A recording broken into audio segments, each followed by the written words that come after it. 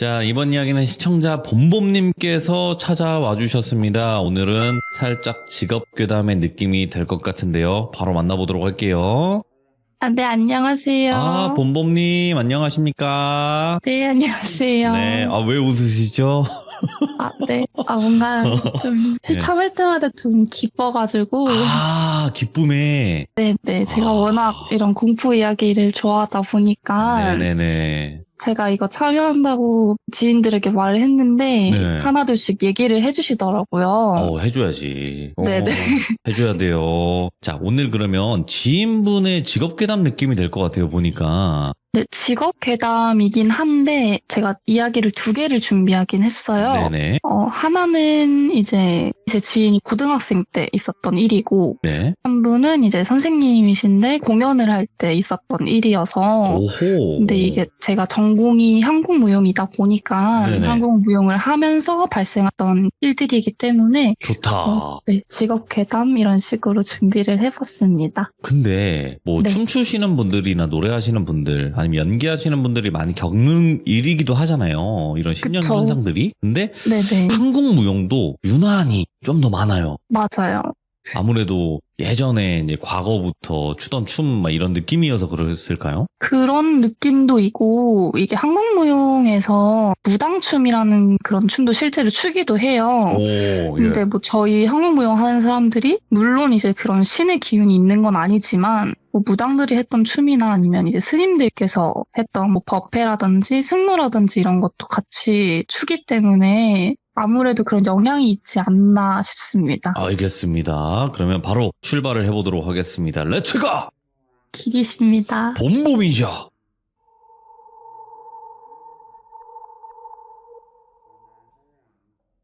이 이야기는 현실 공포로 제 지인이 고등학생 입시 시절에 겪었던 이야기예요. 오, 예. 이때 이야기를 잠시 하자면 지인도 한국무용 전공이었고 저보다는 몇 살 많은 언니 이야기인데 이 언니를 돌순이라고 칭하겠습니다. 이 돌순이는 사건을 겪었던 당시에 고3 입시 지옥을 경험하고 있는 수험생이었어요. 근데 저희 예체능은 수능을 보기보다는 수시로 입시를 많이 치르곤 했는데 네. 무용 전공생의 입시 시절을 설명드리자면 3학년이 시작이 되고 4월부터 6월까지는 콩쿨 시즌, 늦으면 8월까지도 진행이 되기도 하고요.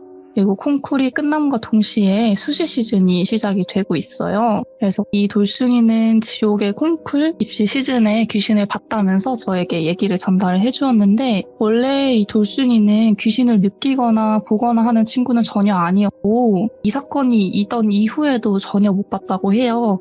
이 사건에서만 딱 본 친구였어요. 그래서 이 돌순이가 6월 말쯤에 대학 콩쿨에 참가를 하기 위해서 연습을 하러 저녁부터 새벽까지 서울의 개인 연습실을 빌려놨었어요. 그 연습실은 지하 1층과 지상 5층, 총 6층짜리 건물이었고 연습실은 지하 1층에 위치를 해 있었습니다. 근데 건물 입구에서 계단을 내려가면 오른쪽에 도어락이 달린 연습실 현관문이 바로 있었고 그 지하 1층 전체가 그 연습실인 거예요. 그리고 그 현관문의 비밀번호를 치고 들어가면 바로 오른쪽에 화장실 문, 그 옆에는 탈의실이 있었고 그 외의 공간은 다 무용 연습실이 있는 40평대 넓은 공간이었어요. 근데 돌순이는 혼자 연습하는 시간이 많았기 때문에 연습실을 대여를 할 때 리뷰와 평점 그리고 연습실 사진 그런 거를 자세히 보고 대여를 했었어요. 근데 이때 당시에 대여 전문 어플이 있었는데 그 어플에서 꼼꼼히 보고 고르고 골라가지고 이 연습실을 선택을 해서 바로 대여를 한 거예요. 근데 원래 같으면 당일에 대여를 하게 되면은 그 시간대에는 많이 없었다고 해요. 왜냐면 그때가 딱 콩쿨 시즌이랑 입시 시절이었기 때문에 그 평대에 좋은 연습실은 저녁 시간대 원래 시간이 안 났었는데 마침 딱 있었다고 하더라고요. 그래서 너무 좋다 이러고 바로 연습실에 예약을 해서 저녁을 먹고 그 연습실에 들어가게 된 거예요. 근데 원래 돌순이는 당시에 귀신에 대한 겁도 없었고 왜냐면 믿지도 않았기 때문에 사람에 대한 그런 겁도 없었던 입시생이어서 밤 새벽 시간에 많이 연습을 했었다고 말씀드렸잖아요. 그래서 여느 때처럼 혼자 미친 듯이 연습을 하고 있었대요. 근데 이때 분명히 닫아놨던 화장실 문이 열려있는 거를 보게 되는 거예요. 그래서 자기가 잘못 열어놨나 보다 아니면 바람 때문에 열렸나 보다 하고 별 신경 안 쓰면서 다시 연습에 집중을 합니다. 근데 저희가 거울을 보면서 동작을 보면서 음악을 틀어놓고 춤을 추잖아요. 근데 갑자기 거울에 화장실이 비쳐서 딱 봤는데 불이 그때 딱 켜지는 거예요, 화장실이. 그래서 놀래가지고 화장실 불이 켜지니까 연습과 음악을 멈추고 화장실로 가게 되는 거죠. 이게 화장실 문이 열리는 거는 그럴 수 있다 치는데 불이 켜지니까. 그래서 뭐지? 좀 이상하다 해서 화장실에 가서 불을 이제 다시 끄고 문을 닫았대요. 근데 조금 이상한 느낌이 들어가지고 물을 마시고 안정을 취하고 나서 다시 연습에 들어가려고 하는데 이때는 음악이 꺼져 있는 상태잖아요. 그 연습실이 40평대에 아무 가구도 없는 넓은 데니까 소리가 더 울린단 말이죠. 더 크게 들리고. 예. 근데 그때 화장실 문이 끽 하면서 열리는 소리가 들리는 거예요. 끽 하면서 열리더니 물소리가 갑자기 트는 소리가 들리는 거죠. 그래서 이때부터 뭐지? 뭐가 진짜 이상하다 하고 친구한테 바로 전화를 걸었대요. 그래서 통화를 하며 불도 끄고 물도 끄고 문을 다시 닫았는데 이때 전화하던 친구가 야, 너 무서워서 나랑 전화를 했으면 작품 음악 끄고 전화해. 너무 시끄러워. 이러는 거예요. 분명히 이때 음악도 끄고 아무 소리도 없고 자기 혼자 있는데 친구가 이런 말을 하는 거예요. 그래서 돌순이는 이 친구가 자기한테 장난치려는 줄 알고 너 그런 말 할 거면 나랑 전화하지 마. 무슨 소리야. 나 노래 안 틀고 있어. 라고 말했고 그 연습실에 더 있기엔 무서운데 대여 시간이 2시간 이상 남아있던 거예요. 그래서 내일 바로 콩쿨이고 시간이 남아있으니까 지금 집에 갈 순 없잖아요. 그래서 일단은 진정이 될 때까지 친구랑 전화를 하면서 같은 건물 1층 편의점에서 시간을 조금 때우기로 결정을 했어요. 그래서 편의점에서 음료를 하나 사서 마시면서 친구와 대화를 하는데 돌순이가 연습하다가 귀신 보면 대박 난다던데 왜 우리 선배도 귀신 봐서 한예종 붙었대잖아 라는 말들을 장난식으로 하면서 자신의 무서운 감정을 떨쳐내려고 노력을 했고 1시간가량 통화를 하면서 무서운 감정이 없어지게 되죠. 그래서 다시 연습을 하자라는 마음이 생겨서 연습실로 내려가고 있었어요. 근데 자신이 분명 다시 나올 때 화장실 문을 닫고 불도 분명히 끄고 나왔잖아요. 친구랑 전화를 하면서. 근데 들어가니까 다시 화장실 문이 아주 활짝 열려있고 화장실 불도 켜져 있는 거예요. 근데 여기에서 돌순이는 다음날 콩쿨이라서 지금 연습을 안 하면 내가 귀신을 보는 것보다 큰일이 나니까 귀신이랑 기싸움을 하게 되는 거죠. 누가 이기나 해보자 라는 마음으로 화장실 문을 닫고 불을 다시 끄고 연습에 돌입합니다. 다시 음악을 켜고 무용을 시작을 했는데 그 음악이 치지직 하면서 이제 노이즈 현상이 생기는 거예요. 그래서 돌순이가 화가 나서 노래를 끄고 동작 위주로 천천히 거울을 보면서 연습을 했는데 그때 또 화장실 문이 끽 하면서 열리는 거고 그 다음에 또 불이 탁 켜는 소리가 들리는 거예요. 그래서 돌순이는 속으로 너 따위 내 입시보다 안 무섭다 라고 생각을 해서 그냥 무시하고 연습을 했대요. 근데 그렇게 무시를 하니까 그 귀신이 화가 났는지 갑자기 연습실 불도 꺼버리게 되는 거죠. 근데 여기서 연습실 불이 꺼졌는데 갑자기 화장실 불이 켜졌다가 화장실 불을 껐다가 물을 틀었다가 연습실 불을 켰다가 또 꺼졌다가 이렇게 반복을 하는 거예요. 그래서 여기서 돌순이가 어이도 없고 화가 나서 핸드폰을 찾으러 가면서 그 귀신한테 장난 그만해라. 나 내일 진짜 중요한 콩쿨이다 하면서 욕을 엄청 했대요. 그랬더니 불이 갑자기 싹 다 꺼지는 거예요. 그래서 핸드폰을 찾아가지고 후레쉬를 켜서 화장실 쪽을 비춰봤대요. 그랬더니 그 닫혀있던 화장실 문이 다시 끽 열리더니 화장실 불이 다시 켜지고 돌순이의 핸드폰이 먹통이 되면서 핸드폰 후레쉬는 꺼졌대요. 그리고 다시 화장실 불이 또 켜지는 거죠. 다 꺼졌다가 다시 켜지는 거예요. 그래서 보니까 거울에 비친 모습에서 왼쪽 끝 모서리 쪽에 어떤 여학생이 서 있었대요. 근데 연습실 구조가 직사각형 연습실이라 치면은 내가 거울을 보는 기준으로 앞 벽면은 쭉 거울이고 오른쪽은 스피커가 있고 그냥 벽이에요. 그리고 왼쪽 뒤에는 아까 말씀드렸다시피 현관문이 있고 뒷벽 왼쪽에는 화장실과 탈의실이 있는 거죠. 얘가 화장실에서 거울 쪽으로 걸어 나와서 거울을 응시하고 가만히 서 있는 거예요. 그래서 돌순이가 이때 이제 오른쪽 스피커 쪽에 돌순이는 그때 있었는데 무서웠지만 어디서 본 거는 있었는지 귀신한테 내가 지면 안 되겠다. 꿀리면은 안 되겠다라는 생각이 들어서 야, 너 뭐야? 왜 연습 방해해? 너 죽을래? 하면서 허세 아닌 허세를 부리면서 그 애를 자세히 관찰을 해봤대요. 근데 옷을 보니까 수도권의 어떤 예술고등학교 교복을 입고 있었다고 하더라고요. 근데 그 교복이 팔 쪽에 피투성이가 되어 있었대요. 그래서 얘가 대답을 안 하고 가만히 있었대요. 근데 얘가 그때 당시는 하복을 입어야 될 시기인데 그 귀신 동복을 입고 있었대요. 그래서 여기서 잠깐 든 생각이 쟤는 안 덥나 보다라는 생각이 들었대요. 귀신인데. 그러니까 이 돌순이가 좀 특이하긴 한데 귀신한테 이렇게 말을 거는 것도 좀 신기하다고 생각이 들긴 했었거든요. 예. 그래서 돌순이가 그 귀신한테 너 죽을래? 이렇게 했는데 이 귀신은 그 거울에 비친 자기 모습만 응시를 하고 있고 아무 말도 안 하고 있대요. 그래서 돌순이는 계속 그 귀신한테 욕을 퍼부으면서 일단 이 연습실에 나가야겠다 생각을 했대요. 그래서 조금씩 한 걸음 한 걸음 발걸음을 옮기기 시작을 했어요. 근데 그때 다시 화장실 불이 꺼지는 거예요. 근데 돌순이는 지금 핸드폰이 먹통이니까 화장실 불 켜져 있는 그것만 의지를 해서 앞으로 나아가고 있었던 거잖아요. 근데 그 불이 갑자기 꺼지니까 말도 안 되는 공포감이 밀려오는 거죠. 그래서 불이 갑자기 또 켜져서 보니까 그 가만히 있던 애가 목이 살짝 돌아가서 자기를 보고 있는 거죠. 원래는 거울을 보고 있던 게 살짝 돌려서 자기를 이렇게 옆으로 보고 있는 거예요. 그래서 이때부터 돌순이가 너무 무서워가지고 애원을 하기 시작을 한 거예요. 나 귀신한테 진 거죠. 제가 너무 잘못했어요. 저 이제 갈게요. 집에 가게만 해주세요. 내일 중요한 콩쿨이에요. 막 이런 애원 섞인 말을 하면서 한 발 한 발 다시 나아가기 시작을 했는데 얘는 계속 아무 말도 안 하고 돌순이는 자리를 옮기는 대로 목을 돌려가면서 쳐다만 보는 거죠. 그러다가 돌순이가 탈의실과 화장실 사이에 다 달았을 때 또 화장실 불이 꺼졌다가 다시 켜지는데 그때 얘가 목을 180도로 돌려서 돌순이를 쳐다보고 있는 거예요. 몸은 거울을 보고 있는데 만 완전 180도 돌려서 뒤를 쳐다보고 있는 거죠. 그래서 그때부터 소리를 지르며 뛰어가서 현관문을 열고 위로 올라갔대요. 그래서 그때 올라가는데 뛰어가면서 돌순이 자기 자신의 작품 음악 소리가 들렸다고 하더라고요.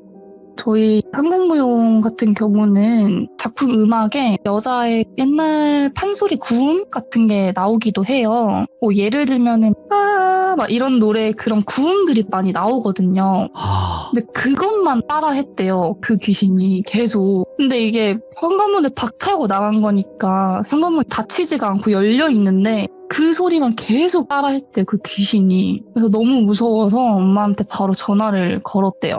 엄마 나 이런 일이 있는데 좀 데리러 와줘 라고 해서 1층 편의점에서 기다렸다가 엄마랑 같이 돌아가게 되었죠. 근데 자기 혼자서 짐을 챙기기에는 너무 무서워서 엄마랑 같이 내려갔대요. 근데 엄마랑 같이 내려가니까 현관문 닫혀 있었고 현관문을 열고 들어가니까 화장실 문 닫혀 있고 불도 꺼져 있고 연습실 불은 또 켜져 있던 자기가 처음에 들어왔던 그 연습실이랑 똑같았던 거예요. 그래서 엄마가 너 내일 콩쿨이어서 너무 긴장했나 보다. 너가 잘못 봤나 보다. 라고 생각을 하고 그냥 넘어갔대요. 왜냐면은 이 똘순이의 가족이 다 무교였고 귀신도 다 안 믿었던 집안이기 때문에. 그래서 일단은 집으로 돌아가서 콩쿨을 다 하고 나서 어제 있었던 일을 정리를 하는데 자기가 연습복 치마를 놔두고 왔던 걸 기억을 한 거예요. 근데 그때 당시에 연습복 치마가 그 입시생 전용 치마였기 때문에 가격도 좀 나갔었던 거니까 어쨌든 그걸 찾으러 다시 혼자 그 연습실에 들리게 되었죠. 근데 그때도 콩쿨이 끝나고 뒷정리하고 났을 때니까 저녁에서 밤 넘어가는 시간이었대요. 그래서 연습실 사장님께 전화를 해서 저 연습실에 뭐 좀 놔두고 와서 좀 잠시 들어가겠다 라고 하고 비밀번호를 치고 현관문을 열고 연습복을 찾아서 가방에 넣었는데 그때 또 다시 연습실 불이 꺼진 거예요. 그리고 화장실 불이 다시 켜지더니 갑자기 형체는 아무것도 안 보이는데 귓속으로 왜 그냥 갔어? 왜 그냥 갔어? 왜 그냥 갔어? 왜 그냥 갔어? 왜 그냥 갔어? 막 그런 게 들리고 그래서 얘가 거기서 멈춰서 얼음이 돼가지고 아무것도 못하고 있으니까 나 어제 혼자 있었어. 나 어제 혼자 있었어. 나 어제 혼자 있었어. 이런 속삭임이 중얼중얼거리는 게 계속 반복이 되는 거예요. 형체는 전혀 안 보이는데 소리로만 들리는데 이게 정말 사람이 무서우면은 몸이 얼음이 된다고 하잖아요. 그래서 얼음이 됐다가 얘가 정신을 차려가지고 소리를 지르면서 나왔대요. 그리고 나서 집에 갔는데 나중에 그 연습실을 수소문해보니까 몇 년 전에 그 연습실에서 혼자 연습하던 입시생이 화장실에서 안 좋은 선택을 했던 얘기를 듣게 돼요. 손목에 안 좋은 일을 하고 변기에 그 손목을 담근 상태로 발견이 됐다고 하더라고요. 근데 조금만 더 빨리 발견을 했으면 살 수도 있었는데 너무 늦게 발견이 됐다고 해요. 그래서 돌순이는 자신과 같은 입시생이었을 텐데 어떤 이유 때문에 그렇게 안 좋은 선택을 했을까 안타깝다라고 말을 했고 그 친구가 얼마나 외로웠으면 자신한테 그렇게 했을까라고 말끝을 흐렸고요. 지금 그 연습실은 없어진 상태고 그 연습실 자리에 어떤 바가 생겼다고 해요. 와인 그런 거 마실 수 있는 간단한 바가 생겼다고 하더라고요.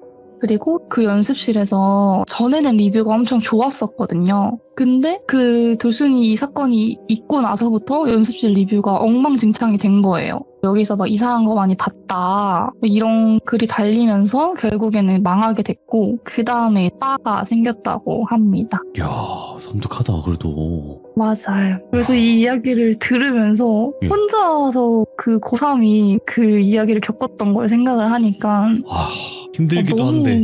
네, 너무 무서웠을 것 같더라고요. 근데 그분 어쨌든 귀신을 목격을 하시고 경험을 하신 거잖아요. 네. 그리고 잘 되시지 않았어요, 혹시? 한예종까지는 못 갔는데 그래도 대학을 잘 가긴 했어요. 그죠. 어쨌든 잘 가신 거니까. 그 다음날에 콩쿨에서 1등을 했다고 하더라고요. 괜히 나온 게 아니구만. 그래서 좀 그런 게 진짜 있나 보다. 왜 귀신을 보면은 대박 난다고 하잖아요. 맞아요. 그런 경우도 있어요. 특히나 예술 쪽에선. 맞아요.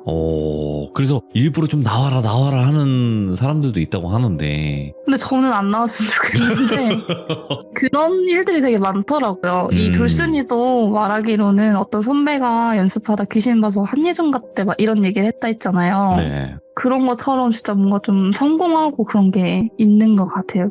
약간 그 귀신이 자신을 좀 놀아줘서 이렇게 잘 되게 해주는 건가 싶기도 하고. 정확한 이유는 몰라. 근데 그쵸. 가수분들도 그렇고 귀신의 목소리나 모습을 본 사람들이 좀 성공을 한다 뭐 이런 게 있으니까 대박이 난다고. 맞아요. 참 신기해요. 이런 거 보면. 그러면 다음 이야기는 어떤 이야기가 될까요? 다음 얘기는 무용 선생님께 들었던 직업괴담이 되겠죠. 예. 그러니까 제 스승님은 아니고 아는 선생님인데 이 선생님은 전국에서 무용 공연을 많이 하러 다니시는 선생님이세요. 그래서 전국의 모든 유명한 공연장은 다 가보셨었고 자기가 직접 공연을 하셨던 적도 있고 아니면 공연을 관람을 하러 갔던 적도 있던 거예요.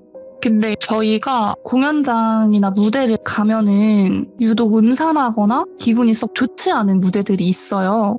근데 이게 일반 사람들이 보기에는 못 느끼지만 무대에서 직접 공연하는 사람들은 느끼는 그런 기운? 이상한 음산한 그런 기운 같은 게 있었거든요. 근데 이 선생님은 그런 거를 너무나 잘 느끼는 선생님이셨어요. 그런 음산하거나 이런 거를 잘 느끼는 선생님이었는데 이 선생님은 그런 음산하거나 기분이 썩 좋지 않은 무대들을 무대가 뜬다라고 표현을 하셨어요. 근데 이게 유명해져서 잘해서 뜬다가 아니라 망한다는 뜻으로 표현을 하신 것 같아요. 왜냐하면 그런 무대가 뜬다라는 표현을 하는 그런 무대들을 보면은 정말 잘하면은 너무 많은 박수를 받는데 잘못하면은 넘어지거나 다치거나 공연 이후에 안 좋은 일들이 많이 일어나는 무대들도 있단 말이에요. 그래서 이 선생님이 처음 겪었던 그런 무대가 뜬다라는 공연은 서울에 위치한 공연장이었어요. 근데 아직도 서울에 위치해 있고 실제로도 꽤 유명하긴 해요. 근데 그냥 무용가들 사이에서도 유명하기도 한데 무대 자체에서 사고가 많이 일어나는 곳으로도 유명해요. 여기서 자신이 30살 초반에 공연을 운 좋게 하게 되어서 솔로로 공연을 하게 되었어요. 그래서 리허설을 하고 있는데 무대 백스테이지를 가자마자 뭔가 되게 스산한 기분이 들었다고 하세요. 그래서 여기도 좀 무대가 뜨는 그런 공연장인가 보다. 내가 좀 잘해야겠다 싶었대요. 근데 리허설을 시작을 하고 턴을 도는데 갑자기 바닥이 꺼지는 느낌이 들으셨대요. 그러니까 바닥이 꺼지는 느낌이 들면서 자기가 넘어질 뻔했다는 거예요. 근데 이게 저희가 쉽게 생각을 하면 저희가 계단을 안 보고 걷다가 마지막 계단 있는 줄 알고 딛는 거 어떤 느낌인지 아시나요? 알죠. 확 넘어질 뻔하잖아요. 그 느낌이셨대요. 그러니까 분명히 평평한 바닥이었는데 턴을 돌다가 갑자기 바닥이 꺼지는 느낌이 들어서 리허설을 멈추고 다시 정비를 하고 미끄러워서 그랬나 보다 이러고 다시 정비를 하고 대걸레로 다시 한 번씩 밀대로 밀고 나서 다시 시작을 하는데 거기서 이제 또 넘어지신 거예요. 그래서 그 감독님께서 일단 너는 좀 쉬어라 라고 다른 선생님 리허설이 시작이 됐는데 그 사람도 또 넘어지는 거예요. 근데 같은 자리에서만 넘어지는 거죠. 그러니까 저희가 관객으로 보면은 이게 중간 센터가 있는데 그 센터에서 오른쪽 앞쪽에 그 자리만 가면 넘어지는 거예요. 다른 데는 다 괜찮은데. 그래서 다른 선생님들한테도 얘기를 했죠. 같이 공연하는 사람들한테. 그래서 그 자리만 피하고 그러면은 우리가 해야겠다라고 했대요. 그래서 다른 자리를 다 피했는데 이게 공연을 하다 보면 여기는 꼭 피해야지 의식을 해도 저희가 동작을 하다 보면 그게 마음대로 안 되거든요. 여기에 무슨 뭐 사물이 있거나 아니면은 무슨 무대 장치가 있거나 라고 하면은 피할 수는 있겠지만 그게 그 사물이 없는데 거기를 저희가 기억을 하고 피할 수는 없잖아요. 그래서 결국에는 어떤 선생님이 본 공연을 하다가 거기서 넘어지셨는데 뒤로 넘어지셨거든요. 뒤로 넘어지셨는데 코가 부러지셨어요. 근데 어쨌든 공연은 잘 마치고 그 분은 나중에 공연 이후에 응급실을 가셨는데 다행히 이 선생님이 공연을 하실 땐 아무 일도 없었대요. 근데 자기는 어떻게 그 자리를 교묘하게 피했는지 공연을 끝마치고 제일 많은 박수를 받으셨다고 하더라고요. 그리고 이 선생님이 공연을 하고 나서 이후에 다른 선생님들도 이 무대에서 공연을 정말 많이 하셨는데 어떤 분은 여기서 공연을 하시고 넘어지시거나 미끄러지시거나 하셨는데 다음날 뭐 다다음날 언제 사고가 나서 뭐 어떻게 됐다라는 이야기를 듣거나 아니면 여기서 어떤 특강을 진행을 했는데 지방을 내려가다가 무슨 사고가 생겼거나 아니면은 여기서 뭐 그냥 살짝만 미끄러졌는데 팔에 뭐 갑자기 금이 간다거나 이런 이상한 일들이 많이 생기기 시작을 한 거예요. 근데 거기도 그 자리만 맨날 그런 게 아니라 미끄러지는 자리들이 맨날 달랐대요. 이 선생님은 분명히 오른쪽에서 미끄러졌는데 다른 선생님이 말하시기는 아니다 왼쪽 맨 끝에 그 백스테이지 쪽이었다 이렇게 말하는 분들도 계시고 그러니까 그 자리가 맨날 바뀌는 거죠. 귀신의 장난이. 근데 거기서 정말 잘만 하면은 박수를 많이 받는 그런 공연장이었대요. 근데 이런 곳이 전국에 몇 개가 있다고 하더라고요. 근데 그런 곳은 굉장히 규모가 있는 공연장인데 이게 규모가 있다 보니까 아무리 그런 괴담이 돌아도 이게 마음대로 그 공연장을 안 쓸 수가 없잖아요. 지자체에서도. 왜냐면 규모가 있고 거기 공연할 그런 큰 무대들이 별로 없으니까 전국에. 그래서 그런 괴담이 돌아도 너네들 알아서 해라라는 식으로 그냥 넘어간다고 하더라고요. 근데 원래 무대에서 그런 일들이 있으면 뭐 고사를 지낸다고 한다던가 아니면 귀신을 달랜다던가 이런 일들이 있어야 되는데 그런 조치를 별로 안 취해주신다고 해요. 그래서 이 무대의 기에 눌려서 정말 안 좋게 되신 분들도 많은데 그 무대의 기를 이기면 더 성공을 하는 그런 저한테 교훈을 남겨주셨죠. 그래서 시험인 것 같아. 그래서 봄봄 너도 무대의 기를 너가 눌러라. 거기에 만약에 그 무대 터에 귀신이 있든 없든 너가 귀신을 믿든 말든 상관은 없는데 어쨌든 그 땅마다 터마다 기운이 있으니까 기운을 너가 너 기로 눌러야 된다. 그래야 성공을 한다라고 교훈을 남겨주셨습니다. 확실히 아무나 하는 게 아니에요. 그쵸. 아무나 하는 건 아니라고 생각을 특히나 합니다. 이런 뭐 예술 쪽 춤이든 뭐 방송이든 어떤 것도 호락호락하지가 않잖아요. 기가. 그쵸. 살아남기가 힘든 또 분야기도 한데 오늘 봄봄님 덕분에 또 이런 이야기도 듣네요. 이런 쪽 그 뭔가 무용 쪽도 사실상 몇 번 있었지만 듣기가 네. 쉽지는 않았거든요. 그쵸. 아무래도 네. 하는 사람이 많이 없다 보니까. 네네. 하지만 그리고, 네. 봄봄님께서 들려주시니까 더 생동감 있게 잘 들었던 것 같습니다, 저희가. 아, 감사합니다. 네, 그리고 앞으로도 봄봄님께서 들려주시는 무서운 이야기들 또 많이 기대하고 있으니까 언제든지 편하게 찾아오시기 바래요. 아, 네, 감사합니다. 네, 고맙습니다. 봄봄님 감사합니다. 네. 네. 예술 쪽에 관련된 이런 무서운 이야기들도 간간히 시들모에 나오긴 하지만 또 봄봄님만의 또 봄봄님 지인들의 또 섬뜩한 이야기들을 들어볼 수 있는 기회라서 더 좋았던 것 같습니다. 혹시라도 뭐 예술 쪽이나 예체능 계통 쪽에서 뭔가를 하셨던 분들 중에서 분명히 이런 이야기들 주변에 물어보면 진짜 많을 거예요. 꼭 들려주시길 바라겠습니다. 감사합니다.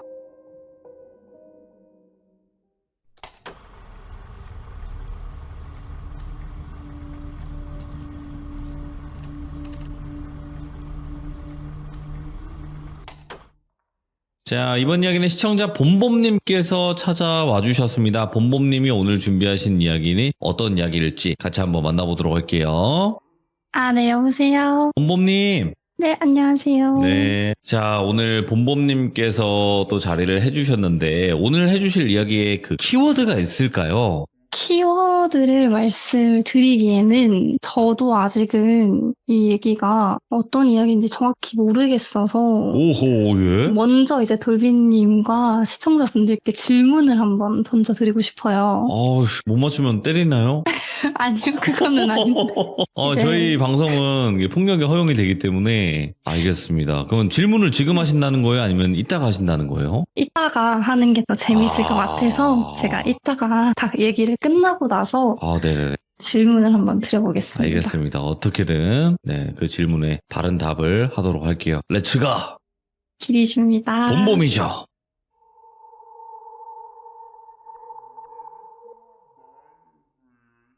제가 오늘 드릴 이야기는 네. 제가 아는 지인의 이야기인데요.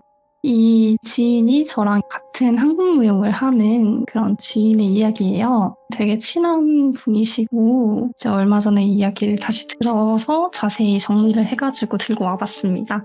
이 지인은 지금 현재는 조교 생활을 하고 있는데 그때 이 사건을 겪었을 당시에는 석사를 하고 있는 중이었어요. 예. 그래서 이 석사를 딱 하고 첫 입학 시즌 때 1년 정도 겪었던 이야기예요. 그래서 이제 사건의 시작은 입학을 하고 나서 3월 달에 첫 주에 OT라는 걸 하잖아요. 네. 그래서 그 OT를 가가지고 교수님들이나 아니면 다른 동기들이랑 인사를 하고 서로 자기소개하거나 그런 시간을 가졌다고 해요. 근데 여기서 사건의 주인공인 사람을 돌비라고 칭을 할게요. 이 돌비랑도 얘기를 잘 하고 처음 보는 친구니까 같은 동기고 동갑이니까 엄청 친하게 지내려고 자기가 먼저 다가가서 번호 교환도 하고 서로 대화를 많이 하던 그런 동기 돌비가 있었는데 네. 첫째 주에는 OT를 다 마치고 나서 얘는 되게 괜찮은 친구다라고 생각을 하고 다음 주에 이 친구랑 뭐 밥도 같이 먹고 카페도 가야겠다 이런 생각을 했다고 해요. 근데 3월 둘째 주 정규 수업이 딱 시작하고 나서 친구가 실기실에 딱 들어왔는데 얘가 그냥 옷을 갈아입고 가만히 서가지고 어디 한 곳을 응시를 계속 하고 있는 거예요. 그래서 얘가 어떤 고민거리가 있나? 무슨 일이 있나? 해서 지인이 돌비야 너 왜 그래? 너 무슨 일 있어? 계속 말을 걸고 다른 동기들도 말을 걸었는데 이 친구가 아무 말도 안 하고 그냥 계속 어디 한 곳을 응시만 하고 있었대요. 그래서 제가 좀 뭔가 일이 있나 보다 어디 아픈가 싶어서 냅두고 나서 수업이 다시 시작이 됐죠. 근데 교수님이 들어오고 나서 출석을 부르는데 출석 부르는 자기 호명 부르는 거에도 대답을 안 하고 계속 그 한 곳만 응시를 하고 있는 거예요. 그래서 교수님도 이상해서 저 친구 뭐냐 왜 그러냐 어디 아픈 거냐라고 다른 애들한테 물어봤는데 다른 애들도 쟤 아까부터 그랬다 모르겠다 이렇게만 얘기를 한 거죠. 근데 어쨌든 정규 수업이니까 수업 진행을 해야 되잖아요. 그래서 그 친구는 냅두고 그냥 다른 동기들이랑 교수님끼리 수업을 진행을 했다고 해요. 근데 수업이 2시간인데 2시간 내내 가만히 서가지고 한 곳만 응시를 하고 있는 거였죠. 근데 이게 솔직히 일반 사람들이 2시간 내내 서가지고 한 곳만 응시를 하고 있다는 게 좀 어렵잖아요. 그래서 첫째 날은 그냥 그런가 보다라고 넘어갔대요. 그리고 다음 날에는 이론 수업이었는데 이론 수업에 또 와가지고 책상에 가만히 앉아 있었대요, 돌비가. 근데 지인이 돌비야 왔어? 너 어제는 왜 그랬어? 어디 아팠어? 라고 물어봤는데 돌비가 거기에도 아무 대답도 안 하고 그냥 그 앞에 스크린만 계속 쳐다보고 있는 거예요. 그래서 얘 좀 이상하다라고 생각을 했고 다른 동기들도 마찬가지로 돌비가 조금 정신적으로 조금 아픈 사람인가 싶었대요. 그래서 그냥 넘어가고 쟤를 그냥 멀리 해야겠다, 그냥 무시를 해야겠다라고 생각을 했대요. 그리고 교수님들이 출석을 불렀는데도 출석에 대답도 안 하고 그 한 주가 다 지나가게 된단 말이에요. 예? 그러니까 다음 날에도 교수님이 호명을 하는데도 대답도 안 하고 그냥 2시간 내내 스크린만 응시를 하고 있다던가 아니면 한국만 응시를 하고 있다던가 계속 그렇게 해서 한 주가 지나가게 돼요. 그리고 나서 다음 주에 돌비가 한국만 응시를 하는데 그 주에는 거울만 응시를 하는 거예요. 원래는 무용실에 구석에만 응시를 했다면 지금은 거울만 응시를 하는 거예요. 그러니까 자기 모습을 거울에 비친 내 눈동자의 모습을 보고 그것만 계속 응시를 하고 있는 거죠. 한쪽 구석에서. 그래서 저번 주에도 내가 이랬으니까 교수님도 화가 나는 거죠. 왜냐면은 이 돌비 때문에 정규 수업이 방해를 받는 거잖아요. 어쨌든 이 돌비가 한 구석에만 그러고 있다고 해도 자기는 계속 신경 쓰이고 동기들도 같이 수업 받는 사람들도 신경 쓰이니까 방해를 받아서 그때 조교실에 연락을 하게 되죠. 그래서 조교실에 교수님이 연락을 해서 아니 이 돌비라는 친구 원래 조금 아픈 친구냐, 갑자기 수업 와서 저번 주부터 이러고 있다라고 말을 했는데 조교실에선 딱히 뭐 해줄 수 있는 게 없는 거예요. 왜냐면은 이 돌비가 수업에 엄청나게 피해를 했다던가 위해를 가했다던가 그런 게 없으니까 학교 측에서도 이 학생을 그냥 내쫓을 수가 없는 거예요. 그래서 교수님이 알겠다. 그러면 그냥 냅두고 우리끼리 수업을 진행하겠다. 라고 해서 셋째 주의 실기 수업은 그대로 진행이 되고 남은 2가지 이론 수업들도 그렇게 비슷한 사건으로 수업을 계속 진행을 하게 되는 거예요.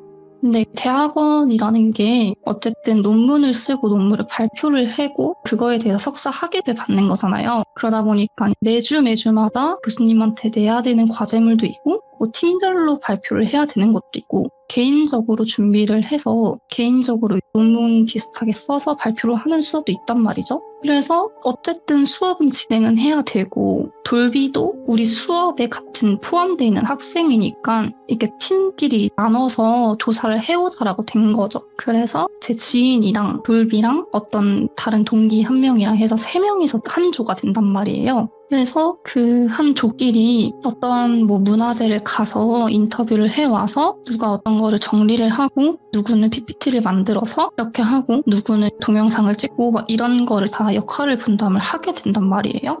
근데 그렇게 역할을 나눠야 되면 소통이 돼야 되니까 제 지인이 돌비한테 뭐 카톡을 보내게 된 거예요.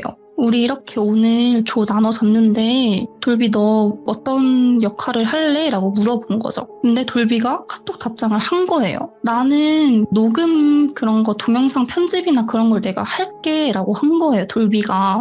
그래서 제 지인은 답장이 안 올 줄 알았는데 연락이 왔으니까 거기서 또 의아한 거예요. 왜냐면 실제로 만나서 소통할 때 전혀 안 되다가 문자로 하니까 연락이 되니까. 그래서 일단 역할을 그렇게 나누고 나서 인터뷰를 다 같이 갔는데 인터뷰 갔을 때도 3명이서 다 같이 갔어요.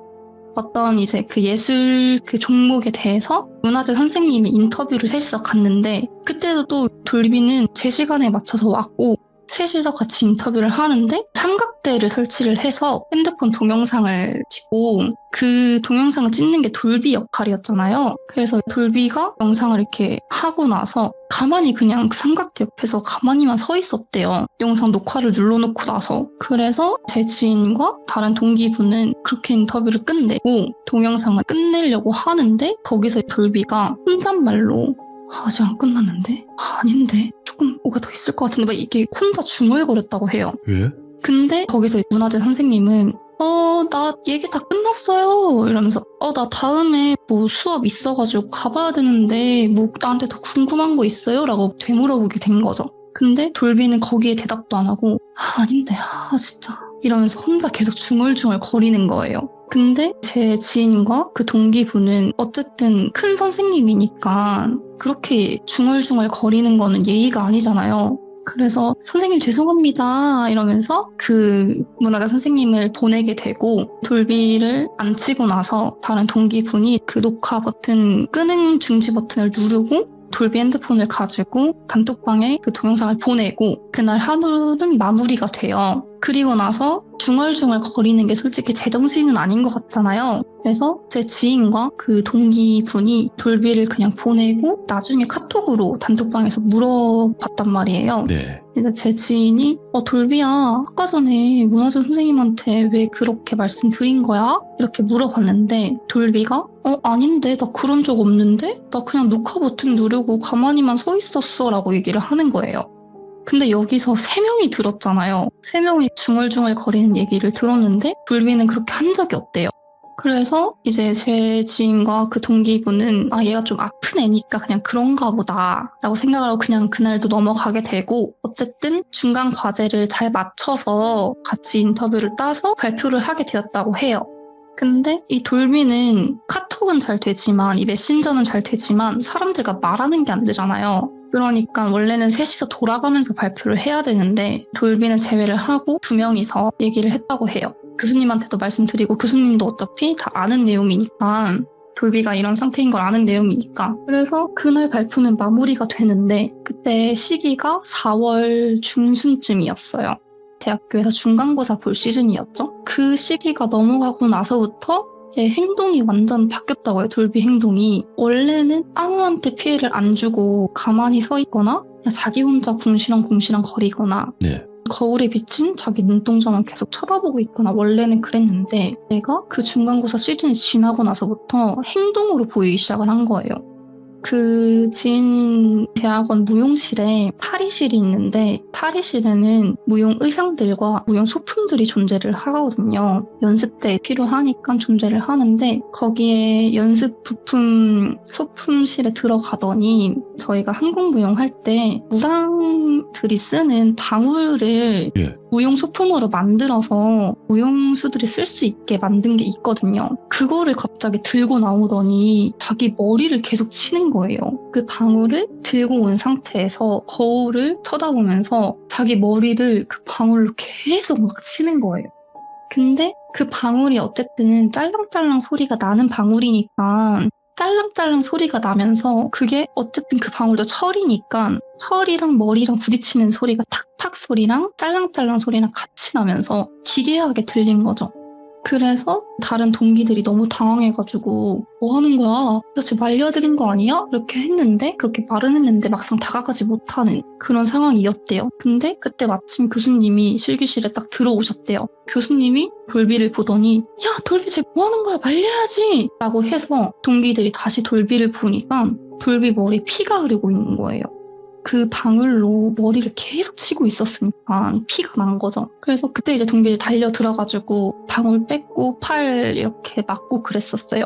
그러고 119 불러가지고 병원에 보내고 나서 부모님께 연락을 드린 거죠. 여기 뭐 어떤 대학원 뭐 무용학과인데요. 돌비가 학교에서 좀 사고가 있어서 응급실에 갔다. 와보셔야 될 것 같다. 보호자가 필요하다라고 된 거죠. 그래서 그날은 부모님이 오셔가지고 돌비를 데리고 집에 가게 됐어요. 그리고 나서 그 다다음 날에 있던 이론 수업은 안 나오게 되고 다음 주에 왔는데, 그 다음 주에 실기 수업 시간에 갑자기 어떤 동기한테 가서 너 왜 나 그날에 응급실 보냈어? 속삭이게 되는 거예요. 갑자기 무용을 하고 있는데 수업 중에 와가지고 야, 너 왜 갑자기 나 응급실 보냈어? 왜 응급실 보낸 거야? 이런 식으로 속삭이게 되는 거예요. 그래서 그 얘기를 들었던 동기분은 너무 당황하잖아요. 그렇죠. 내가 거울을 보고 동작을 하고 있는데, 수업 중에 심지어 교수님이 앞에서 말씀하고 있고 내가 동작을 하고 있는 와중에 돌비가 와서 그러니까 당황하잖아요. 그래서 야, 돌비야 왜 그래? 내가 신고한 거 아니야. 이렇게 말을 한 거예요, 그 동기가. 그래서 교수님이 돌비야 너 뭐 하는 거야? 앉아있어. 너 그렇게 수업 방해하면 안 돼. 너가 지금 아픈 거는 이해를 하지만 이거 정규 수업 시간이라서 이렇게 방해하면 안 되는 거야 라고 해서 돌비가 그때는 또 말을 들었어요. 그래서 돌비가 다시 무용실 한켠에 있는 소파에 앉아 있다가 수업하는 걸 계속 지켜봤다고 해요. 근데 몇 분 있다가 다른 동기한테 가서 야, 나 너 때문에 내 머리에 지금 바늘자국이 9개나 있어. 이러면서 속삭이게 되는 거예요. 그래서 그 친구가 너무 화가 나가지고 돌비를 밀었대요. 왜냐면 내가 무용을 하고 있는데 옆에 와서 계속 뭐라고 하니까 짜증이 나죠, 당연히. 그래서 돌비를 밀쳤대요. 근데 그 돌비가 밀치니까 비련의 여주인공처럼 옆으로 넘어지면서 그러고 몇 초 있다가 갑자기 엄청나게 웃기 시작하는 거예요. 막 이런 식으로 웃기 시작하는 거예요. 그래서 그때 다른 동기들도 다 같이 놀래가지고 야, 진짜 이상하다면서 우리 일단은 얘랑 지금 같이 있으면 안 될 것 같다 라고 해서 다른 동기들이랑 그 돌비를 일으키려고 했는데 분명히 여자고 분명히 가벼우고 체구도 작은데 그때 당시에는 무슨 바위가 앉은 것처럼 너무 무거웠대요. 그래서 안 들리는 거예요. 몇 명이 달라붙어도. 네. 그래서 일단은 걔를 냅두고 수업은 그날 못했다고 해요. 1시간 정도 가량이 남았는데도 불구하고 얘 때문에 수업 진행이 안 되니까. 그래서 뭐 교수님이랑 같이 수업 듣는 동기들이랑 학교 옆에 있는 카페에 가서 그냥 오늘은 원래 실기 수업이지만 오늘 이론적으로 대화를 해보자 이런 식으로 해서 그날 수업은 그렇게 했다고 해요. 그리고 나서 그 다음날에 이론 수업이 있었는데 그때 갑자기 돌비가 좀 지각을 해서 왔는데 문을 엄청 발칵 열고 들어오더니 저희 왜 빨간 색깔 매직 있죠? 그 매직으로 흰색 스크린 있잖아요. 그 스크린에 PPT가 분명히 떠있고 교수님이 수업을 하시는 와중에 돌비가 그 매직을 가지고 자기 이름을 크게 쓴 거예요. 그래서 수업하는 교수님도 놀라고 그 수업을 듣는 학생들도 놀라고 그래서 쟤 뭐 하는 거지? 너무 당황을 하는 거죠. 왜냐면 어쨌든 2달 동안 겪어왔던 이런 좀 이상한 애지만 수업에 계속 해를 가하는 거니까 그래서 그때도 또 말렸는데 그때 돌비가 이런 이상한 소리를 내면서 매직을 가지고 다시 그 강의실 문을 열고 나갔다고 해요. 예. 그리고 또 그 다음날에 와서는 그 다음 이론 수업에는 개개인이 발표를 하는 날이었는데 원래 그때가 돌비가 발표하는 날이 아니었어요. 다른 동기가 3분이 발표를 하신 날이었대요. 예. 그래서 동기분들이 발표 준비를 하고 어떤 뭐 리허설 같은 것도 하고 이러고 있었는데 갑자기 돌비가 난입을 해서 야, 너가 뭔데 내 자리를 뺏었어. 나 오늘 내가 발표하는 날이야. 너 진짜 웃기는 애구나. 이런 식으로 갑자기 말을 했대요. 근데 분명히 카톡 공지 방에도 뭐 5월 며칠은 어떤 3명이 발표를 하고 5월 며칠은 누구누가 발표하고 이렇게 이름 다 적혀있고 심지어 인터뷰 날짜 다 정해져 있단 말이에요. 근데도 갑자기 돌비가 와서 발표를 준비를 하고 있는 와중에 동기들한테 그렇게 얘기를 하는 거죠. 이게 너무 그게 쌓이다 보니까 조교실에서도 그렇고 무용학과에서도 그렇고 좀 제재를 해야겠다라고 싶은 거예요. 그래서 학생회 측이 얘기를 했대요. 이 친구가 너무 수업에 방해를 많이 주니까 이 친구를 뭐 퇴학을 하거나 뭐 제적을 하거나 아니면 강제 휴학을 해서든 학사 경고를 해서든 뭔가 좀 조치가 이루어져야 될 것 같다라고 얘기를 한 거예요. 그 대학원 측에서는 어쨌든 뭐 누가 다치거나 그런 일이 없으니까 자기들이 이 돌비에 대해서 해줄 수 있는 게 없다. 그냥 그렇게 보내야겠다라고 한 거예요. 우리 무용학과 측에. 그래서 그 동기들이랑 교수님들이랑 무용학과 조교실에서는 너무 화가 나는데 할 수 있는 방법이 없으니까. 근데 그 정규 수업 마지막 날까지 몇 주 안 남았으니까 일단 그냥 두고 보자라고 된 거죠. 근데 이게 주가 가면 갈수록 날이 가면 갈수록 이 돌비라는 친구가 너무 수업에 위해를 가하는 게 심해지는데 이게 수업을 방해를 하는 거지 누구를 다치게 하는 게 아니잖아요. 그러니까 수업하는 사람이랑 수업 듣는 사람 기분만 나빠지는 거지 막상 피해를 보는 게 크게 없단 말이죠. 그래서 그냥 요번 학기는 그냥 똥 밟았나 보다. 어차피 첫 대학원의 정기 수업이니까 1학기니까 그냥 이렇게 넘겨야겠다라고 그 동기들은 생각을 했다고 해요. 그리고 나서 계속 지나오다가 1학기의 마지막 수업에는 그 수업마다 한 학기에 배운 내용을 다 정리를 해서 자기 생각을 가지고 논문 비슷하게 써가지고 발표를 하는 시간이 기말고사로 진행이 됐대요. 그 실기 수업이나 뭐 이론 수업 2개 다 마찬가지로. 그래서 그렇게 또 발표를 준비를 하고 예. 하게 되는데, 돌비가 그때는 교수님들한테 다 따로 연락을 해서 교수님 저 돌비입니다. 제가 정신이 온전치 않아서 그때 동안 수업을 제대로 못 들었는데 이번 기말고사는 제가 정말 열심히 해볼게요. 열심히 준비를 해볼게요. 제가 논문 발표 제대로 해볼게요. 라고 해서 논문 발표를 하게 된 거예요. 네. 그래서 논문 발표 날이 다가왔는데 돌비가 그 수업에 안 온 거예요. 발표 날 자기 시간이 있었는데 시간에 안 오고 나서 마지막 진짜 수업이 다 끝나고 발표 다 끝나고 와서 교수님한테 뛰어와가지고 그냥 아무 말도 없이 자기가 준비했던 PPT랑 그 스크립트를 그냥 내밀더래요. 네. 아무 말도 없이. 그래서 교수님이 이거 뭐냐? 이거 왜 나한테 주는 거냐? 지금 우리 시간 끝나고 너는 지금 발표를 전교 시간에 안 했으니까 너는 내가 성적을 줄 수 없고 이번 학기 내가 너를 평가를 할 수가 없다. 기간을 정확히 지키고 시간도 정확히 지켜야지 대학원생이 됐으면, 이렇게 얘기를 했는데 돌비는 아무 말도 안 하고 그냥 계속 그 PPT랑 그 스크립트 종이 뽑은 거를 그냥 계속 교수님한테 들이미는 거예요. 받아달라고. 근데 거기서 죄송합니다. 제가 뭐 어떻게 됐습니다. 라고 말도 안 하고 그냥 그 스크립트만 계속 넘기는 거죠, 교수님한테. 그러면서 살짝 시비 거는 투로 종이로 교수님 명치를 이렇게 미는 거예요. 계속 받아달라고. 예. 근데 교수님이 너무 어이가 없고 짜증이 나잖아요. 지금 한 학기 동안 얘 때문에 피해본 학생들이 몇 명이고 자기도 수업을 진행이 안 됐는데, 그래서 그때 조교 선생님을 호출을 해서 얘 안 될 것 같다. 이거 제대로 학교 측에 말해서 얘 다음 학기 못 다니게 해야 될 것 같다고. 경고를 하든 뭐를 하든 해야 될 것 같다. 라고 다시 얘기를 하게 된 거예요. 그리고 나서 그 수업들은 다 마무리가 되고 다른 동기분들은 돌비한테 지장 없이 기말 논문을 잘 발표를 했다고 하더라고요. 그리고 나서 여름이 지나고 나서 9월이 왔어요. 예. 근데 9월에는 2학기가 시작이 되잖아요. 근데 2학기 때 그 돌비는 등록을 안 했다고 해요. 어떤 소식도 들을 수가 없고 연락을 해봐도 받지도 않고 카톡은 프사나 뭐 배사 이런 거 아무것도 없이 기본으로만 설정이 돼 있었다고 해요. 그래서 이 친구가 뭐 어떻게 됐나 보다, 치료를 받으러 갔나 보다 라고 생각을 하고 그렇게 학기가 지나고 있었는데, 예. 그해 12월 달에 그 학교 정기 공연이 있었대요. 그래서 학부생들이 정기 공연을 준비를 해서 학부생들만 무대를 하는 그런 공연이었어요. 근데 그때 이제 대학원 석사생들이 몇 명 가서 도와줬다고 해요, 그 공연을. 스텝을 하던지 아니면 교수님들을 이렇게 뭐 케어를 하던지 그런 거를 했다고 해요. 그래서 제 지인이 거기를 가서 스텝을 하고 있는데 예. 그 돌비가 등장을 한 거예요. 몇 개월 만에. 한 4개월 만에 등장을 한 거죠, 학교에. 그래서 돌비야 너 왔어? 좀 괜찮아? 너 몸은 괜찮아? 이렇게 물어봤대요, 제 지인이. 근데 거기에 또 아무 말 대답도 안 하고 그냥 곧장 대기실로만 돌진을 하더래요. 근데 그때 돌비가 왔던 시간이 만약에 공연 정규 시간이 7시라고 하면 돌비는 4시에 온 거예요. 근데 4시 그때가 제 최종 리허설 때였거든요.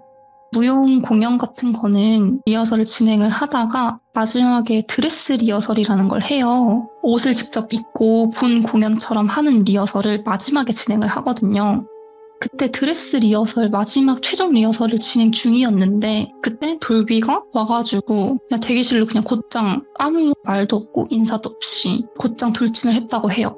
돌진을 해서 거기 그냥 가만히만 앉아 있었대요, 대기실 소파에. 근데 이때 돌비 차림새가 겨울이었으니까 흰색 긴 롱패딩에 꽃다발을 들고 왔더래요. 꽃다발이랑 공연에 필요한 그 팜플렛 있잖아요. 이게 어떤 공연이고 누구누구 나오고 그 설명하는 그 팜플렛이 있는데 그거를 들고 그 소파에 가만히만 앉아 있는 거죠. 그래서 쟤 원래 저런 애니까 그냥 냅둬야겠다 생각을 했대요. 교수님도 그렇고 석사생들도 그렇고. 네. 근데 학부생들은 이 돌비를 모르잖아요. 이 돌비를 모르는 상태에서 저 사람 뭐지? 라고 된 거예요. 왜냐면 이 돌비가 학부생들, 그 무대 의상을 입고 있는 학부생들을 진짜 너무 뚫어지게 쳐다봤대요. 진짜 사람 하나 죽일 눈빛으로 쳐다봤대요. 그러니까 학부생 그 어린 애들이 20살, 21살, 22살 애들이 얼마나 무서웠겠어요. 처음 보는 사람이 와가지고 그러고 있는데, 근데 학부생들이 좀 진정을 시켰죠. 이 돌비라는 친구인데 이 친구가 올해 3월 달에 입학을 했다, 대학원에. 근데 조금 정신적으로 아픈 친구여서 공연을 보고 싶으니까 그냥 온 것 같다. 너네들이 이해를 해라 라고 진정을 시킨 거죠. 그리고 드레스 리허설이 끝나고 저녁 먹을 시간이 됐어요. 드레스 리허설이 5시 반 정도에 끝나고 그 다음에 1시간 정도 밥 먹을 시간이 주어지고 나머지 30분은 준비하는 시간이란 말이죠. 저녁을 먹으러 가야 되는데 그날에 공연장 앞에 있던 어떤 식당에서 다 같이 식권을 줘가지고 거기서 먹기로 했는데 이 돌비도 그 식당에 따라가는 거예요. 근데 분명히 식권은 그날 스태프들이랑 공연하는 사람들, 무대 감독님, 조명 감독님 다 술을 맞춰가지고 식권을 제공한 건데 돌비는 그 식권이 없잖아요. 근데 밥을 먹겠다고 따라온 거예요. 말도 안 하고. 그래서 교수님은 제가 그냥 배가 고픈가 보다 라고 해서 얼마 안 했지만 자기 사비로 카드를 긁어줬대요. 돌비의 저녁 식사를. 근데 얘가 무슨 걸신 들린 것 마냥 엄청 먹더래요.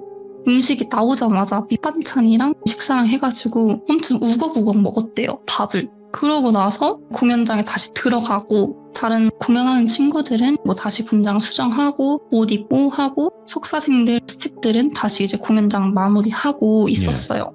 그러고 있었는데 본 공연이 시작이 되고 나서 한 3번째 무대였어요. 이 돌비가 갑자기 롱패딩을 벗어 던지더니 무대로 난입을 한 거예요. 근데 그 흰색 롱패딩을 벗었는데 저희 왜 삼배 아시죠? 알죠. 그 삼배 그거로 원피스를 입고 왔는데 그 삼배에서 엄청 썩은 삼배색이라고 하죠. 그 왜 저희 가을에 낙엽 질 때 엄청 아이보리색도 아니고 갈색도 아닌 그 중간의 색 있잖아요. 그런 색 비슷하게 입고 온 거예요. 얘가 원피스를 길게. 그리고 무대를 난입을 해서 음악이 나오는데 거기서 미친 듯이 뛰면서 춤을 추더래요. 근데 거기서 3번째 무대니까 애들이 춤을 추고 있었죠. 학사 애들이 춤을 추고 있었는데 갑자기 백스테이지에서 나오더니 춤을 추니까 애들이 얼마나 당황을 해요.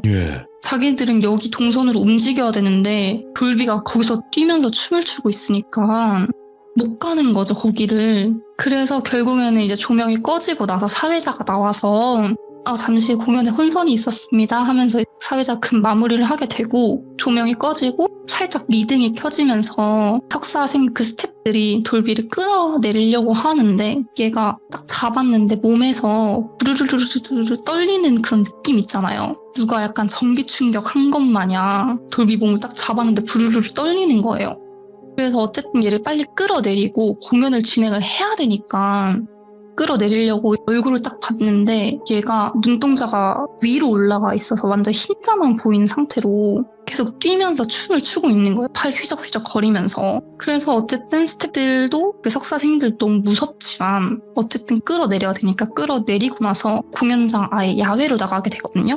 야외로 나가서 일단 경찰을 불렀다고 해요. 왜냐면은 이게 공연이 진행 중이었고 공연자가 있었고 관객들도 있었는데 무대로 그렇게 난입을 하는 거는 이거는 충분히 큰 위해를 가할 수도 있고 공연자한테 이렇게 안 좋은 일이 일어날 수도 있기 때문에 이게 공연자 규칙 법으로서 불법으로 지정이 돼 있거든요. 그래서 경찰에 이제 신고를 한 거죠. 그때서야 드디어 경찰에 신고를 하게 된 거예요. 1학기에는 전혀 그런 경찰 얘기도 안 꺼냈다가 이제야 경찰에 신고를 하게 된 거죠. 그래서 경찰에 신고를 해서 이런 일이 있었는데 공연 중인데 이 사람이 갑자기 뛰어들어왔다. 큰일 날 뻔했다라고 해서 경찰이 오게 되었고 그때 제 지인이 같이 경찰서로 동행을 하게 되었다고 하더라고요. 왜냐면 주변에 증인들의 진술도 필요하고 본인의 진술도 필요하고 상황 CCTV나 그런 것도 필요하니까 증거가 있어야 되니까. 그래서 제 지인이 가서 진술서를 쓰고 있었는데 경찰분들이 돌비를 신문을 할 거 아니에요. 왜 그러셨냐 이런 거를. 근데 얘가 그때도 돌비는 아무 말도 안 하고 입을 꾹 닫고 그냥 한 군만 응시를 하고 있는 거예요. 경찰서에까지 왔는데도. 그래서 경찰관들도 이제 안 되겠다. 이제 보호자분을 불러야겠다. 왜냐면 이 돌비 상태가 좀 안 좋으니까 보호자분을 불러야겠다라고 했는데 지인이 이제 조교 선생님한테 연락을 해서 부모님 연락처를 경찰서에 인계를 했어요. 왜냐면 학교 조교실에서는 어쨌든 보호자 연락처 1개 정도는 갖고 있거든요. 그래서 인계를 해서 부모님한테 연락을 했는데 그때 부모님이 나 바쁜데요. 제가 내일 가야 될 것 같은데요. 오늘 못 가요 라고 한 거래요. 근데 이제 돌비는 어쨌든 지금 조사를 하고 이 돌비가 뭐 깜빵을 갈 정도까지는 아니니까 오늘 진술을 하고 뭐 어떻게 법적인 그런 거를 물어서 해야 되는데 이 부모님이 나 몰라라 하는 거예요. 그래서 어쨌든 참고인들은 다 진술서 쓰고 공연장에 들어가서 마무리를 해야 되니까 제 지인과 어떤 선생님은 그 공연장으로 다시 돌아가게 된 거죠. 그리고 나서 이 다음 날에 돌비 부모님이 어떻게 오셨나 봐요. 보호자 신분으로. 그렇게 해서 돌비는 결국 벌금을 어느 정도 물게 되었고 그리고 이제 그 12월 달이니까 그 학사 선생님들도 다 수업이 끝나고 그 학사 애들도 수업이 다 끝났겠죠. 공연이 끝났으니까. 그리고 나서 1월, 2월이 지나고 3월 달에 다시 등록을 해야 되잖아요. 근데 이때도 돌비가 안 보이더래요. 근데 제 지인은 얘가 이렇게 등록을 안 하다가 갑자기 와가지고 난장판을 쳤는데 이번 학기에도 그러지 않을까 싶어가지고 돌비한테 연락을 하게 됐는데 전화번호가 없는 번호로 나오고 부모님한테 전화를 드렸는데 부모님도 없는 번호로 나오게 된 거예요. 그렇게 되다가 한 4월달, 5월달이 되고 나서 이 부모님이 학교에 전화를 해서 우리 돌비가 그때 너무 큰 실수를 저질렀다. 작년 12월에 너무 큰 실수를 저질렀다. 죄송하다. 그때 공연에 피해를 입었으면 변상을 하겠다. 라고 된 거예요. 그래서 학과 조교실에서 변상은 그런 거는 필요 없다. 근데 지금 돌비는 어떻게 지내고 있냐? 라고 물어보니까 그 부모님이 말씀하시기로는 지금 돌비가 실종된 상태다. 네. 3월부터 돌비가 실종된 상태라서 자기들도 그래서 뭐 실종 신고도 하고 물심양면으로 찾고 있지만 안 찾아진다. 네. 라고 말씀을 하셨대요. 그리고 나서 이 사건의 이야기는 끝이 나게 되는 거죠. 아직도 그 돌비는 못 찾았다고 해요. 예. 이게 어디 가서 뭐 안 좋게 뭐 돌아가신 건지 아니면은 다른 나라로 가신 건지 어떻게 됐는지 아무것도 모른다고 해요. 그러니까 미제 사건으로 남은 거죠. 와. 그래서 제가 질문을 던진다고 했잖아요. 예. 이 돌비는 과연 어떤 빙의 현상 때문에 이렇게 됐을까? 아니면 뭐 조현병 같은 정신적인 아픔 때문에 이렇게 되셨을까? 돌비님과 시청자분들께 저도 물어보고 싶은 거죠. 근데 이게 정말 예전부터 정신병과 빙의 현상 같은 거를 헷갈려하는 사람들도 많잖아요. 그쵸. 근데 정신에 문제가 생겼을 때 빙의가 될 확률도 높아요. 맞아요. 네, 이게 핵심이에요. 왜냐면 사람이 정신이라는 거는 우리가 보이지 않는 방어막이라고 생각을 하거든요. 네, 근데 정신이 무너지는 순간 파고들어요. 맞아요. 그 네. 귀신들이 그렇다고 하더라고요. 맞아요. 꼭 그래요. 그래서 이 돌비도 살짝 정신적으로 아팠는데 그때를 노려서 귀신이 빙의를 한 게 아닐까, 두 가지 다가 아닐까 저는 생각을 하고 있어요. 맞죠. 예. 근데 저희 어머니한테 이 얘기를 했는데 저희 어머님은 조금 정신적으로 아픈 분 아닐까라고 얘기를 하셨고 네. 제가 다른 친구한테 얘기를 했을 때는 어떤 친구는 뭐 빙의 같다, 뭐 귀신 씌인 거다 라고 얘기를 하고 이게 사람들마다 이 얘기를 들을 때 다 다르더라고요. 네. 그 반응들이. 그래서 돌비님과 시청자분들께 한번 이 얘기를 전하면서 그분은 도대체 어떤 상황이었을까 같이 유추를 해보는 그런 이제 오늘 이야기도 어마무시한 이야기를 또 들려주셨고, 그리고 사실상 이 마음의 상처 뭐 혹은 정신적인 어떤 타격 네. 이런 것들이 계속 데미지가 누적이 되면 결국엔 마음에 구멍이라는 게 생기는데 그 구멍을 메우는 데는 굉장히 오래 걸리잖아요. 맞아요. 네, 근데 그 구멍을 파고들어요. 귀신들이 약한 사람들을 찾아다니는 이유가 그거예요. 맞아요. 쉬우니까 대문이 열려 있거든요. 대문이 맞습니다. 열려 있으면 그냥 들어가면 되는 거예요. 맞아요. 근데 이게 아. 확실치가 않으니까 제가 맞죠. 두 번째 예. 시참 때 제 이제 아는 언니가 겪었던 그 조현병 사건을 말씀드렸잖아요. 네. 근데 그분은 정신과적인 진료 기록이 아예 조현병으로 나왔으니까 아, 이게 딱 확실한 거예요. 조현병으로. 그리고 이 돌비와 같이 어떤 그런 뭐 빙의 증세를 보인 것도 아니었고 정말 이제 조현병 같은 그런 행동들만 했기 때문에 그 사람은 조현병으로 딱 저희가 생각을 할 수 있는데 오늘 사건의 돌비는 모르는 거잖아요. 이게 어떤 정신 그런 질환인지 정말 귀신이 씌인 건지 모르니까 근데 무섭다고 일단은 하더라고요. 굉장히 중요한 부분은 다른 걸 다 떠나서요. 네. 정신과 의학 쪽에서도 빙의를 인정을 해요. 아, 네, 그렇다고 하더라고요. 있어요. 빙의를 네. 인정을 해요. 그래서 네. 거짓이 될 수가 없는 부분이 있는 거죠. 의학 쪽에서는 절대로 그런 걸 믿지 않고 아니다, 이건 어떤 정신적인 병이다 라고 치부할 수 있는데 아닌 경우가 분명히 있어요. 그래서 저는 항상 모든 건 간에 정신 어떤 빙의라든지 이런 거는 의학적인 걸 먼저 거치고 난 다음에 가야 된다고 생각을 하거든요. 다른 뭐 무속적인 일들은. 그쵸. 네, 그렇지만 오늘 본범님이 마지막에 질문을 던지면서 많은 분들이 댓글로 아마 자신의 의견을 남겨주지 않을까 생각을 합니다. 오늘 본범님 너무 이야기 잘해주셨습니다. 감사합니다. 네, 감사합니다. 네. 네. 여러분들의 생각은 어떨지 댓글로 꼭 남겨주시길 바라고요. 그리고 제가 마지막에 말씀드린 부분도 실제로 정신과 의사분들은 빙의 현상 혹은 신병 이런 것들을 어느 정도 인정하고 있습니다. 그러니까 그 부분도 참고하셔서 댓글 꼭 남겨주시길 바라겠습니다. 감사합니다.